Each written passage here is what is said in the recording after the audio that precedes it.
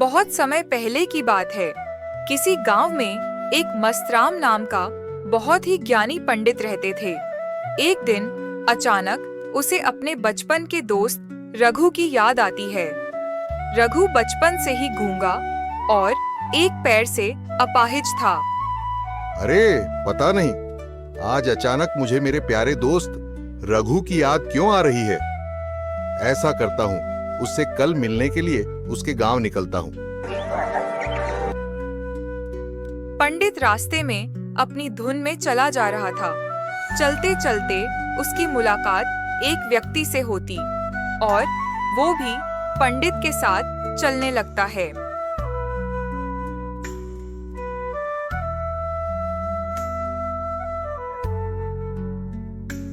और पंडित जी कैसे निकल रहा है सफर?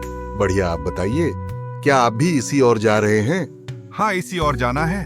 चलो अच्छा हुआ, एक साथ चलने से सफर आसानी से कट जाएगा। और बताइए, क्या नाम है आपका? धर्मराज नाम है मेरा। धर्मराज? ये कैसा नाम हुआ भला? नाम के विषय में कुछ भी पूछना उचित नहीं होगा। चलो भाई, मेरी थकावट तो उतर गई, मुझे चलना चाहिए, बहुत दूर जाना है मुझे। यह कहकर मस्तराम अपने मित्र रघु के गांव की ओर चल पड़ा। गांव अभी उससे बहुत दूर था।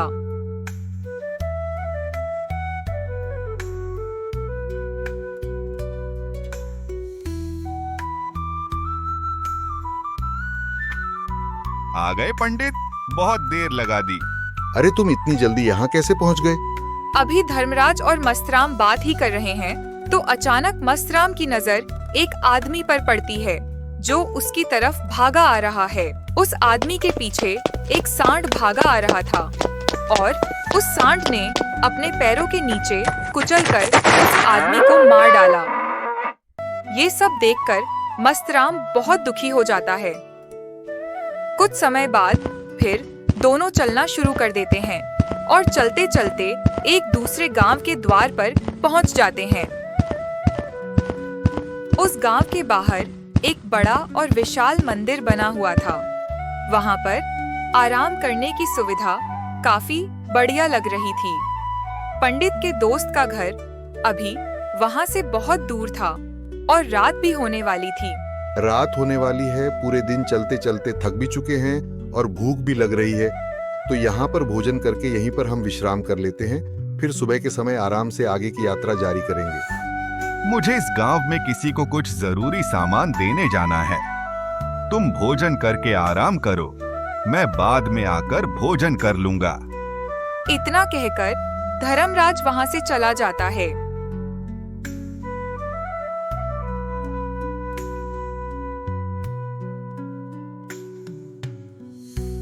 मस्तराम भी आराम से एक जगह जाकर बैठ जाता है। लेकिन धर्मराज के जाने के कुछ ही देर बाद धुआं उठता हुआ दिखाई देता है और देखते ही देखते पूरे गांव में आग लग जाती है। पंडित ने हैरानी से सोचा, ये धर्मराज जहाँ भी जाता है वहाँ कोई ना कोई अनहोनी जरूर हो जाती है। कुछ तो गड़बड़ है इस व्यक्ति में। लेकिन पंडित ने रात्रि में धर्मराज से कुछ भी पूछना उचित नहीं समझा और वे दोनों सो गए। सुबह होते ही दोनों फिर से अपनी यात्रा शुरू कर देते हैं। कुछ देर चलने के बाद रास्ते में फिर से एक गांव आता है। धर्मराज ने फिर पंडित से कहा, आप आगे चलिए, मुझे इस गांव में अपने मित्र से मिलने जाना है। मैं अपने दोस्त से मिलने के बाद आगे रास्ते में मिलूंगा। यह कहकर धर्मराज वहां से चला गया। लेकिन पंडित इस बार आगे नहीं गया। वहीं खड़ा होकर धर्मराज को देखता रहा कि वह कहां जा रहा है और क्या करता है।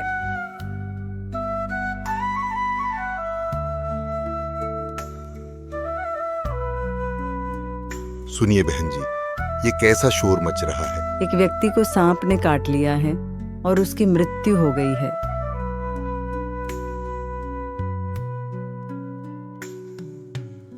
ठीक उसी समय धर्मराज फिर पंडित के पास पहुंच गया। लेकिन इस बार पंडित से रहा नहीं गया और उसने धर्मराज से पूछ ही लिया, तुम जिस भी गांव में जाते हो वहाँ कोई ना कोई अनहोनी जरूर हो जाती है। क्या तुम मुझे बता सकते हो ये ऐसा क्यों हो रहा है? पंडित जी, आप तो मुझे बहुत ज्ञानी मालूम पड़े थे, इसीलिए मैं आपके साथ चलने लगा था, क्योंकि ज्ञानियों का साथ बहुत अच्छा होता है। परंतु आप अभी तक समझ नहीं पाए कि मैं कौन हूँ। मैं समझ गया हूँ, लेकिन मुझे कुछ शंका है। अगर आप ही अपना उपयुक्त परिचय दे दें तो मेरे लिए आसानी होगी। मैं यमदूत हूँ और यमराज की आज्ञा से उन लोगों के प्राण हरण करता हूँ जिनकी उम्र पूरी हो चुकी है। अगर तुम सच में यमदूत हो तो मुझे बताओ, अगली मृत्यु किसकी है? अगली मृत्यु तुम्हारे उसी मित्र की है जिससे तुम मिलने जा रहे हो, और उसकी मृत्यु का कारण भी तुम ही बनोगे। अगर सच में यह धर्मराज यमदूत हुआ तो उसकी बात भी सच होगी, और उसके कारण मेरे बचपन के सबसे अच्छे मित्र की मृत्यु हो जाएगी। तो सबसे अच्छा तो यही होगा कि मैं अपने मित्र से मिलने ही ना जाऊं। कम से कम मैं उसकी मृत्यु का कारण तो नहीं बनूंगा। तुम जो सोच रहे हो वह सब मुझे पता है, मगर तुम्हारे अपने मित्र से मिलने ना जाने से नियति नहीं बदल जाएगी। तुम्हारे मित्र की मृत्यु तो निश्चित है, और वह अगले कुछ ही पलों में घटित होने वाली है। ये सब सुनकर मस्तराम घबरा जाता है। जैसा ही वो मुड़ता है, देखता है उसका मित्र तेजी से उसकी तरफ चला आ रहा है।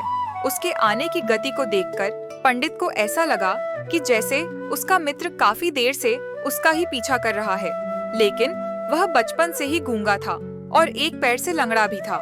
इसीलिए ना तो वह पंडित को आवाज देकर रोक पा रहा था और ना ही उस तक पहुंच पा रहा था। लेकिन जैसे ही वह पंडित के पास पहुंचा, अचानक ही जमीन पर गिर पड़ा और तुरंत ही उसकी मृत्यु हो गई। तुम्हारे मित्र ने पिछले गांव में ही तुम्हें देख लिया था और वे वहीं से ही तुम्हारा पीछा कर रहा था, लेकिन गूंगा और लंगड़ा होने की वजह से वह तुम तक नहीं पहुंच पाया। उसने अपनी पूरी ताकत लगाकर तुम तक पहुंचने का प्रयास किया, लेकिन बुढ़ापे में बचपन जैसी ताकत नहीं होती, इसलिए दिल का दौरा होने के कारण उसकी मृत्यु हो गई।